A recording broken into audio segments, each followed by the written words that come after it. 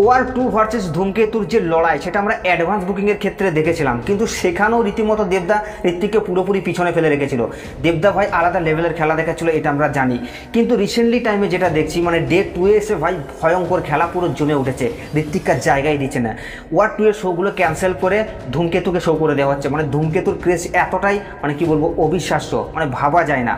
ধূমকেতু মুভিটা তার ডে 2 এ এসে দেবদা নিজে আপডেট দিয়েছে 300টা প্লাস শো হাউসফুল দিচ্ছে, কিন্তু বিভিন্ন নিউজ পোর্টালের সোর্স থেকে যেটা বলছে প্রায় 400টা শো হাউসফুল দিচ্ছে। তো আমরা যদি 400টা শো হাউসফুল দেখি তাহলে আবার বক্স অফিস কালেকশনটা চিন্তা করুন। এবং ঋত্বিক ডে 2 এসে ওয়েস্ট বেঙ্গল থেকে বক্স অফিস কালেকশন করছে প্রায় 40 লক্ষ টাকার মতো, এবং টোটাল 2 দিনে ওয়েস্ট বেঙ্গল থেকে বক্স অফিস কালেকশন করছে 1,40,00,000 টাকা। এবং দেবদা 2 দিনে ওয়েস্ট বেঙ্গল থেকে বক্স অফিস কালেকশন করেছে 9,25,00,000 টাকা।